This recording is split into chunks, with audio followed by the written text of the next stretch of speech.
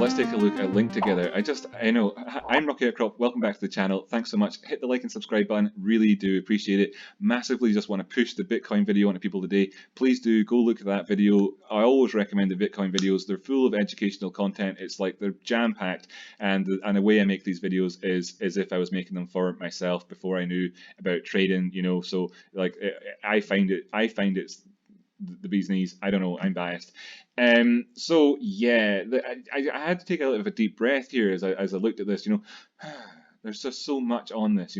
How are we going to pick this apart? How are we going to do this? Well, let's do it together, shall we? Thanks so much for tuning in and seeing all this noise with me. Let's take a look at the charts. By the way, we'll be looking at the dollar prices in just a moment. First thing we'll do is we'll just bear in mind then on the bigger broad view, this is the 24-hour time frame, that we have these two chopsticks. I call them chopsticks. When you've got diagonal lines, because diagonal lines are unreliable and it's so subjective, and afterwards, when you see a Westerner who isn't, really actually proficient with chopsticks using them, what they do is they just kind of hope for the best, put it in their mouth, and then if they get the food in there and they don't make a mess of themselves, they say it's what they intended all along, and they like to rewrite history and forget the whole what am I doing here aspect of these things, right? So chopsticks, right? Chopsticks. Just think of them as chopsticks, and we have these two chopsticks which show us this consolidation pattern on the bigger time frame. Okay, that's what we have on the zooming out, zooming in a bit more. We can see various different things. One of which being that there's a Fibonacci retracement in here, and we've broken up above the 0 point of that over there on this one. So I'm just going to move this over to the right,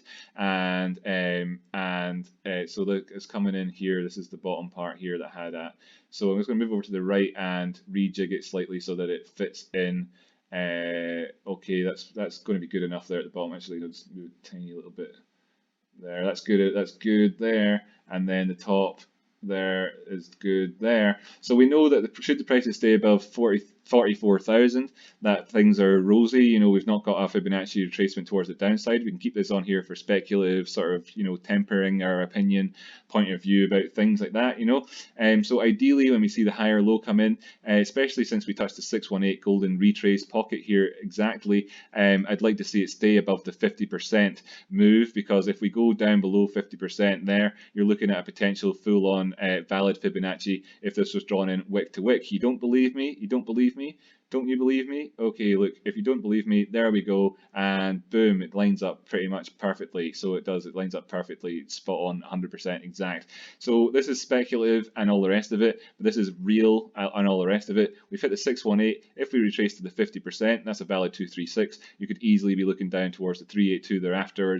An easy target here on this one would be the 43,000. The 50% thereafter on this one comes in at 42,000, let's call it. So then you start seeing the divergence in the percentage spread out of this thing. I find that incredibly interesting. Nobody talks about it. It's not even really in the textbooks, but this is called how maths and the world works, and it's stuff that you learn over time with experience.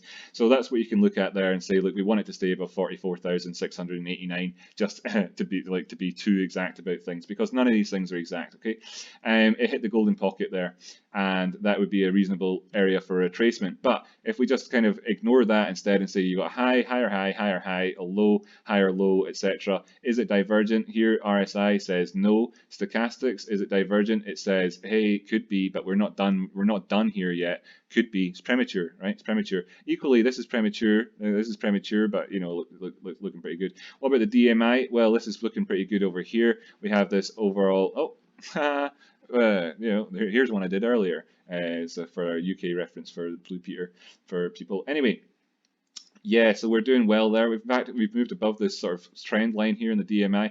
I want to see the ADX turn around here. It's come down to 14. It's not got any sort of strength of trend towards the upside.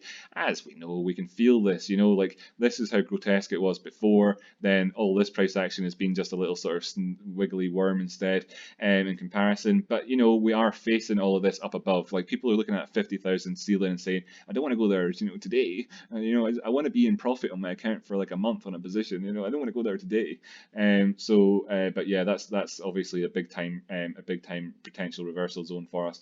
We're doing all right over here. It's gonna, you know, we're not divergent so far. Perhaps in the stochastics, this is kind of oscillating a little bit. But you know, so like maybe we can see a higher low coming in here, that like securing this in as a non-divergent high, a non-divergent high here, but then coming and giving us a chance for the ADX to turn around, and if that has to happen and it goes past the 50%, then I want to see it turn around, you know, either at 42,000 or indeed where the 50% is here on this one, at 42,000 indeed there, or 40,000 really, you know, where the 618 is here, and above the 40,000, you know, 236 Fibonacci retracement over here, right? That all ties together. The reason I use Fibonacci, by the way, is because it points all this stuff out super easy. It makes it easy for you to digest what I'm talking about. Essentially, we're looking at having a low come in and not be a lower low. You could just point to that. It also makes it easy at 41,854. We can also say that we want to see the 21 EMA, the 55 EMA, and the 50 simple EMA all respected on the daily time frame.